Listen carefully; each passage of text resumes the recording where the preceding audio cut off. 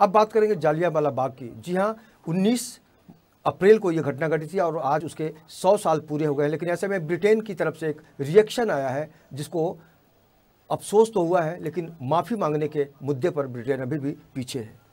13 अप्रैल 1919 को हुए जालियांवाला बाग हत्याकांड को आज 100 साल पूरे हो चुके हैं, जब अंग्रेज़ों ने निहत्थे लोगों पर गोलियां बरसाई थी। जालियांवाला बाग की दीवारों पर आज भी गोलियों के निशान मौजूद हैं और इस निर्मम हत्याकांड की टीस आज भी दिलों में चुभती है। 13 अप्रैल को अमृतसर के जालियांवाला बाग में बड़ी संख्या में लोग इकट्ठा हुए थे। इस दिन इस शहर में कर्फ्यू लगा दिया गया था, लेकिन यह दिन बैसाखी का त्यौहार भी था, जिसके कारण काफ़ी ज़्यादा संख्या में लोग अमृतसर के हरमंदिर साहब यानी स्वर्ण मंदिर आए थे। जालियांवाला बाग स्वर्ण मंदिर के करीब ही था, इसलिए कई लोग इस बाग में घूमने के लिए भी चले गए और इस तरह से 13 अप्रैल को करीब 20,000 लोग इस बाग में मौजूद थे, जिसमें से कुछ लोग अपने नेताओं की गिरफ्तारी के मुद्दे पर शांतिपूर्ण तरीके से सभा करने के लिए एकत्र हुए थे। वहीं कुछ लोग अपने परिवार के साथ यहाँ घूमने के लिए भी आए हुए थे। इस दिन करीब 12:40 पर डायर को जालियांवाला बाग में होने वाली सभा की सूचना मिली थी। ये सूचना मिलने के बाद डायर करीब 4 बजे अपने दफ्तर से करीब 150 सिपाहियों के साथ इस बाग के लिए रवाना हो गया। डायर को लगा कि ये सभी दंगा फैलाने के मकसद से ही इकट्ठे हुए हैं और इसलिए उसने इस बाग में पहुंचने के बाद लोगों को बिना कोई चेतावनी दिए अपने सिपाहियों को गोलियां चलाने के आदेश दे दिए।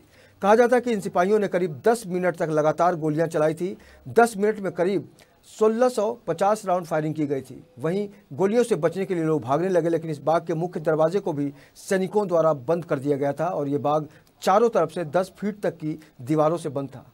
ऐसे में कई लोग अपनी जान बचाने के लिए इस बाग में बने कुएं में कूद गए, लेकिन गोलियां थमने का नाम नहीं ले रही थी और कुछ ही समय में इस बाग की ज़मीन का रंग खून से लाल हो गया था। इस नरसंहार में 370 से भी अधिक लोगों की मौत हुई थी, जिनमें छोटे बच्चे और महिलाएं भी शामिल थीं। इस नरसंहार में 7 हफ्ते के एक बच्चे की भी हत्या कर दी गई थी। इसके अलावा इस बाग में मौजूद कुएं से 100 से भी अधिक शव निकाले गए थे।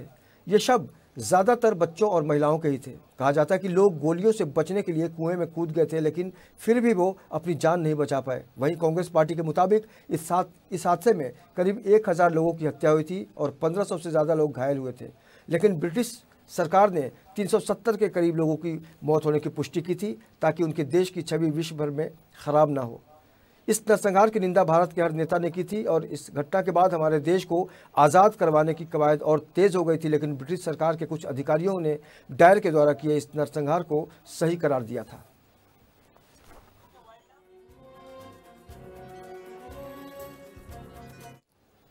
खबरों के सफर में फिलहाल वक्त है आपसे विदा लेने का, लेकिन उससे पहले आपको बता दें कि सोशल नेटवर्क के जरिए भी आप इन 24 न्यूज़ से जुड़ सकते हैं। गूगल प्ले स्टोर पर जाकर आप इन 24 न्यूज़ का ऐप डाउनलोड कर सकते हैं और ताज़ा तरीन खबरों के लिए उससे जुड़ सकते हैं। तो खबरों के सफर में फिलहाल के लिए इतना ही।